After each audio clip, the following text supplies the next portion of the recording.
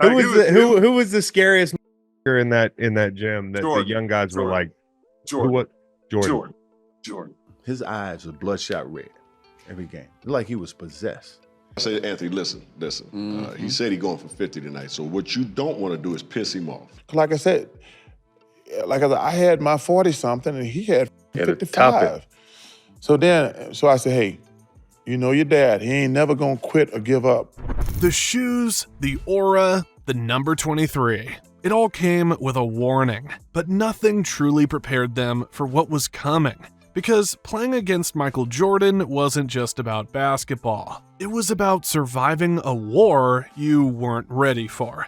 From all-stars, elite defenders, and the toughest guys in the league, no one could stop what was about to come. One moment they thought they had him figured out. Next thing you know, he was hitting every shot at will, running his mouth on everybody and staring them down like they didn't belong on the same court. They'll tell you about the mind games, the ruthless precision, the cold eyes that didn't blink once the game got close. Some tried to talk back. Most just tried to keep up. None could stop them.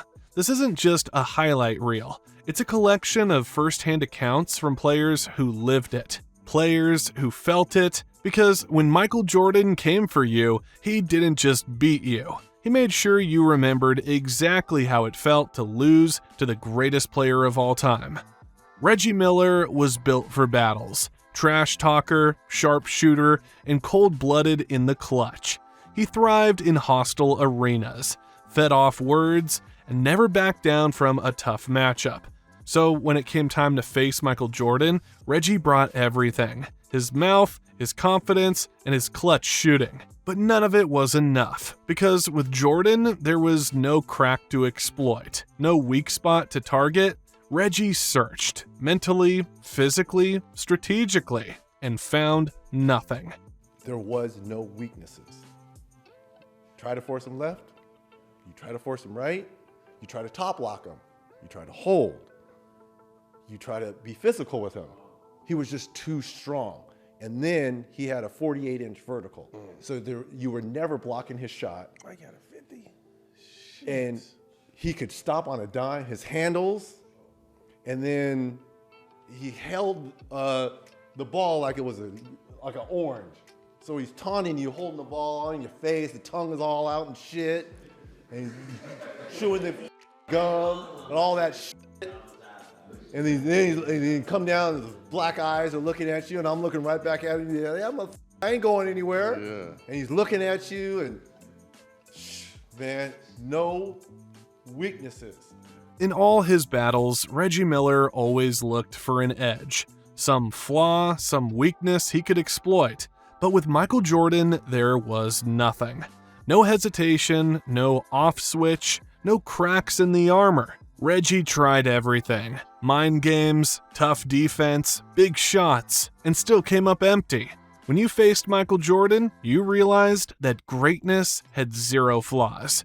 Now, when Kevin Garnett came into the league with raw talent, fire, and a mouth that never stopped running, and in one game against the Bulls, he got caught up in the moment, hyping up his teammate, shouting across the court, and letting his emotions get the best of him. So as we come out the timeout, just I'm on, y'all. I can't even explain it. I was just like, keep killing that, yo, killing, boning, yo, straight up. You having a good game, Joe. Keep going. But it was on some like just fly by, like he was like, yeah, you too. So as I'm walking off, they hear, Mike can hear me, but I don't really give a. I'm like, so I double back like, yeah, man, keep killing that, keep killing that mom.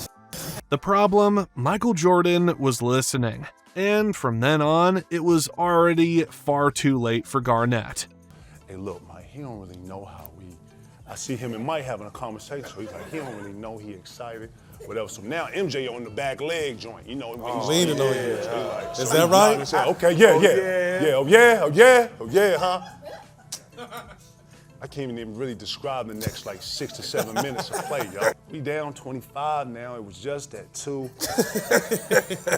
Mike had 18, he had like 40 now. JR, myself, we ain't scored in like about 4 minutes. Then I subbed like 3 of the starters. Like, it's just finally flipped. It got bad quick, yo. Next thing you know, we over there like this. And Mike came down. Okay, young fella, okay, damn, young fella, damn, y'all done? Damn, young fella. Years later, Garnett still remembers that lesson. Not just the buckets, not just the loss, but the feeling of realizing he had poked a man with no mercy in him. Jordan didn't need a reason to dominate, but if you gave him one, he'd make sure you never forgot it.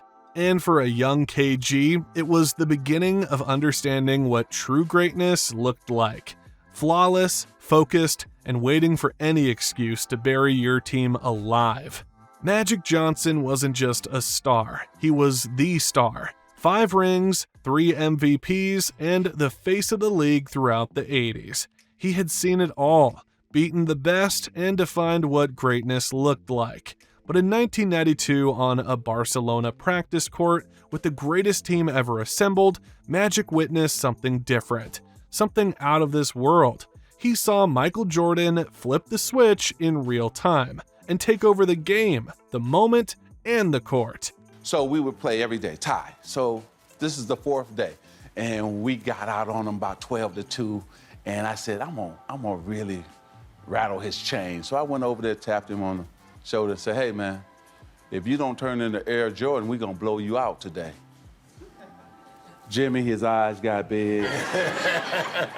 Usually that tongue come about right here, now it's way out. He broke the huddle, he hit a 3, and he's looking at me. So he came down again, hit another 3. He came down the right side, took off. David Robinson took off, and he said, okay, I'm gonna just sit here in air. Because I know David Robinson is gonna go down. So David Robinson went to the ground, he 360, tongue moving, and dunked it. In a practice game. In a practice game. For Magic Johnson, the Dream Team scrimmage was bigger than basketball. It was the moment he realized the league was in good hands. He'd spent his whole career going up against legends, but what Jordan showed that day was something different. It wasn't just the buckets or the trash talk, it was the control, the confidence, the way Jordan ran his mouth and backed it up no matter who you were, even in practice. As if giving Michael his flowers, Magic later went on to say, we knew then it was his time. Byron Scott was no stranger to guarding elite talent. As a key piece of the Showtime Lakers, he faced legends night in and night out. But when it came to Michael Jordan, all the usual rules went out the window. In one matchup, Scott was sidelined with an injury, sitting in street clothes, thinking he'd get a break from the chaos. But Jordan spotted him on the bench and still came for him. He started talking trash mid-game, pointing at Byron while torching his teammate on the court. I hurt my ankle, so the trainer's like, I don't know if you're gonna be able to play tonight. And I was like, well, we'll see, let's just wait till game time. So Chicago's bus is coming down the Forum, and I'm walking out, MJ gets off, and he was like, B. Scott, what's up? I said, man, what's up, MJ? He said, man, I heard you ain't playing tonight. I said, yeah, I don't know yet. He said, well, if you don't play, who gonna guard me? I said, Anthony Peeler. He said, the rookie? Shit, 50. Swear to God. Hey, Swear no to God. pause. And so, No hesitation. no hesitation. But that night, his young rookie teammate didn't fully grasp what was coming, and Byron had to warn the man and say, don't piss him off. But the rookie didn't listen. Anthony, listen. He said he's going for 50 tonight, so what you don't want to do is piss him off. Right, yeah. Yeah. I said, this is how you guard MJ. I said, don't be all physical and trying to body him, because he's going to go around you, man. Yeah. I said, back up, give him space, dare him to shoot jump shots, challenge him. He make them, he make them. Right. I got him. Okay. Every time MJ scored, he looked at me on the bench. Told you. 54. Ooh. What? 54. And Mr. Dunk, Mr. Breakaway Dunk that hit the back of the rim. Yeah, I remember that one. 54. The little side joint. Yeah, I remember. Told me, he said 50, 54. I love it. That's how bad that boy was. Byron Scott had guarded Michael Jordan before. He knew the routine, yet that night was the perfect reminder, injured or not, you were never out of Jordan's reach. And if you had a rookie who didn't know better, Jordan would teach him and make sure you watched every second. Byron Scott had seen MJ's fire from the sidelines, but Shaquille O'Neal, he felt it right under the basket. Shaquille O'Neal was unlike anything the league had ever seen. But even with all that size and dominance, there was one player who left him speechless: Michael Jordan. The moment Jordan walked on the court, everything shifted for the worse. It wasn't even about the warm-ups or the trash talk, it was just his aura. The way MJ carried himself, it was like seeing a god in the flesh. I don't know what God looks like. It's like seeing God. Really? Yeah. The stuff that he did on TV, and then you see it in real life, he's like, oh my God, it's really real. Like, he came at me like one of the first players of the game, and in my mind, I was like, I'm not getting dunked on. So I tried to meet him early. Slid by me, I bumped him, and he still did that. And he laid it up off and the crowd went crazy. I was like this guy's real. But it also gave me confidence because he was killing us. Stepping on the court with Michael Jordan was the moment it all became real. All the stories, the highlights, the hype. Shaq had heard it growing up. But seeing MJ up close, feeling his presence, watching how he moved, how he owned every moment, it hit different. Shaq really wasn't kidding when he said that dude was like God out there. And in that moment, even one of the most dominant forces the league had ever seen understood what the rest of the world already knew. Michael Jordan wasn't human. Charles Barkley wasn't scared of anybody. Undersized but unstoppable, he talked trash, threw elbows, and backed it all up with MVP-level dominance. So when he met Michael Jordan in the 1993 NBA Finals, he didn't back down. He came at him full force. But even at his peak, Chuck found out the hard way, sometimes playing your best still isn't enough. This wasn't just two stars going head-to-head, it was one legend realizing that no matter how good you were, Michael Jordan was on a tier of his own. But Michael know I'm aggressive. He's like, I can see he's talking to Horace and Scotty. He's like, y'all got to slow that motherfucker down. Because Horace, to me, was one of the more underrated players. Him and Scotty, man, when they doubled me, I couldn't see shit. Long. They were so long and athletic, I couldn't see shit. But I finished with like 48, 49, somewhere in there, 26, something like that. But Michael, like 55. Ooh. That motherfucker not let me win that game. And I 40 remember, and 20 though. Yeah, I remember going home. Barkley gave it everything: power, heart, and one of the best playoff runs of his career. But even at his absolute peak, it wasn't enough. Sometimes greatness doesn't need explanation. It just leaves you shaking your head, knowing you went to war with the best, and still came up short. His airness just had more. More poise, more control, more ways to beat you. Guys like Barkley and Shaq were veterans when they faced Jordan, stars in their own right. But for the younger players just entering the league, that first matchup with MJ hit even harder. When Alonzo Mourning came into the league with a chip on his shoulder, strong, fearless, and ready to prove he belonged, a defensive force with a warrior's mindset, he thought he was prepared for anything the NBA could throw at him. Then came Michael Jordan, who introduced to him a very special welcome to the NBA moment on his rookie year. Everybody knew I didn't have a chance to win the MVP, but I got a vote. Let me enjoy my vote in 2010. It was one vote, but let me just enjoy my vote. Somehow your mom got to vote that year. Yeah, I know, right? Somebody. Yeah, he dunked on me, screamed, he flexed and screamed. I was like, man, I because I had remember that blocked one. a bunch of shots, he came on. It was like, the roar after he dunked on me, man, I was like, okay. Yeah. At home or in Chicago? Oh, it was at home. He got me good. Yeah. Mourning came in tough, fearless, and ready to make a name for himself. But Jordan made sure his introduction to the league was unforgettable.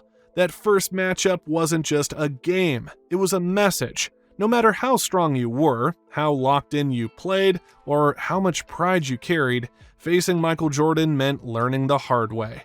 Because for Alonzo Mourning, his true welcome to the NBA didn't come with a handshake. It came with a nasty poster and a scream that rings in his ear till this day. Some players got their wake-up call early. Others didn't realize what they were up against until it was too late. Tracy McGrady entered the league straight out of high school, young, athletic, and full of potential. At 18, he had bounce, length, and a smooth game that would eventually make him one of the league's most gifted scorers. But in his rookie year, McGrady got the kind of lesson no film room or practice could prepare him for. That lesson's name was Michael Jordan. Shaking in my boots. First time, shaking in the first time I had the guard. I'm like, yo, this Mike, right? But man, once it wore, that mystique wears off if you're around somebody for a long time. It wears off. It's like, okay, shit, let's get it. I damn near had my best game as a rookie playing against it. I almost had a triple-double. In front of 30,000. We played in the Sky Dome. 30,000 Mike had him coming in there, bro. And that was the year they had, 72-10? Yeah, we was one of them 10. Yeah, in Toronto. Good game. You and Mike both had good games that game. Hey, Mike had about 35. He probably had about 12 on me, easy. I'm like, man, this Mike, bro. I had to get his ass back when he was with the Wizards, though. Growing up, Tracy McGrady idolized Michael Jordan. He watched the highlights, studied the moves, dreamed of one day sharing the court with him. So when that moment finally came, it didn't feel real. There he was, face to face with the player he'd grown up worshiping. And suddenly, he wasn't just watching greatness, he was trying to guard it. And that's when it hit him. The speed, the control, the confidence. It was all real. Every story he'd ever heard, every highlight he'd ever seen, MJ was exactly who they said he was. Chris Webber was a college star with NBA dreams. Young, talented, and confident. But in 1992, he got the rare chance to scrimmage against the Dream Team as part of a group of college all-stars. It was supposed to be a learning experience. It turned into something else entirely. Because once Michael Jordan stepped on the floor, Webber felt something he hadn't felt before. Fear. Not the fear of losing, but the fear of being completely overwhelmed. Jordan wasn't just playing, he was hunting, talking trash, locking guys up, scoring at will. Webber later admitted, "I was scared to death of Mike." Like, he was playing that way in the game. He was denying, seeing the man in the ball, turning, talking on defense, elbowing guys as they came through the paint. Like, we saw his greatness. I would say stay focused. Do not fall for the gimmicks. Do not talk to him. Don't talk. Don't give him any incentive. Just playing your hardest quietly is the best thing you could do against Jordan. If you play your hardest and he misses a shot and you go, it's over. Like anything you do. That scrimmage stuck with Chris Webber, not because of the score, but because of the feeling. Facing Jordan wasn't just intimidating, it was overwhelming. For a college kid on the rise, it was the moment he realized greatness isn't just about skill or stats. It's about the fear he brought onto his opponents. Ray Allen entered the NBA with discipline, focus, and one of the purest jumpers the game had ever seen. As a rookie in 1996, he wasn't just trying to score. He was trying to earn respect. So when the scouting report said, "Do this to stop Michael Jordan," Allen listened. He studied the game plan, followed every instruction. And it didn't matter. He closed out hard, forced him baseline, took away the middle, exactly like the coaches said. But MJ just adjusted, countered, and hit shot after shot like none of it meant anything. Was he mean to you? No, he wasn't. He actually killed me slowly. And Yeah, he would comment to the coach, he's actually doing a great job out here. And meanwhile, he's pouring in 45. Wait, he's talking to your coaches? Yeah, I remember Chris Ford, he's yelling at me. Chris Ford's yelling the whole time. He's like, rookie, get in front of him, get in front of him. And I'm fronting him on the post, and MJ just kind of slowly glides across the floor, and he gets the ball and shakes and scores. And I did everything the game plan said, and then there's a break in action. We're sitting there, and Chris Ford is just down there just hammering me, and MJ was like, he's doing a great job, coach. He's actually doing a great job. Meanwhile, he's got 45 on the books. So I was like, yeah. Ray Allen did everything right. He followed the scouting report, stuck to the plan, and gave maximum effort. And still, he couldn't stop him. That's what made Michael Jordan different. He wasn't just better than the competition, he was beyond it. You could play perfect defense and still end up on the wrong side of a highlight. For Allen, it was humbling, but it was also a reminder. There are levels to this. And when it came to Jordan, he was playing a level only he could reach. That night, Allen didn't just face a superstar, he faced the blueprint of greatness. Dominique Wilkins wasn't just a scorer, he was a force. One of the most electrifying athletes the league had ever seen. They called him the human highlight film for a reason. And for years, he was the standard for explosive, high-flying offense. Then came Michael Jordan. When Wilkins and MJ went head-to-head, it wasn't just two stars clashing, it was two of the league's most unstoppable forces trying to outdo each other. But early on, Wilkins saw something different in Jordan. It wasn't just the athleticism or the scoring, it was the precision, the dominance, the way he got and did what he wanted. MJ walks down the locker room, suit and tie. I'm saying, what this? Came in your locker room. Yeah. Somebody's coming out like, what are you coming in there for? I was like, he come in the training room or something? Where he come? He walks by me, he walks by Kevin, he get to Randy with me and taps him on the ass. He said, lace him up, it's going to be a long night. And turns to walk out. And I ain't know what to say. I'm shocked. I'm like, well, you tell that something to Scottie Pippen, I'm going to kick his ass. I didn't know what to say, man. Yeah. I'm like, I'm blown away. Man, he had 60 that night. What you do? We won the game. Yeah. He had 60 that night. I had a hell of a game, but he had 60, bro. But it wasn't it was a hard 60 either, the way he was scoring. Dominique Wilkins gave Michael Jordan everything he had: athleticism, intensity, and buckets. But even in their toughest battles, he saw something different in MJ. It wasn't just the highlights or the dunks. It was the control, the mindset, the way Jordan picked you apart with no weakness to attack. Wilkins later admitted that no matter how hard he pushed, Jordan always had an answer. And that's what stuck with him. Not just the greatness, but the consistency of it. Because when someone that fierce, that talented, says even he couldn't break you, that's when you know you were truly the one. They were legends, champions, Hall of Famers, the best of their era. And every single one of them walked away from Michael Jordan with the same truth. He was on another level. It wasn't just the points or the highlights. It was the fear, the frustration, the helplessness of doing everything right and still watching him win.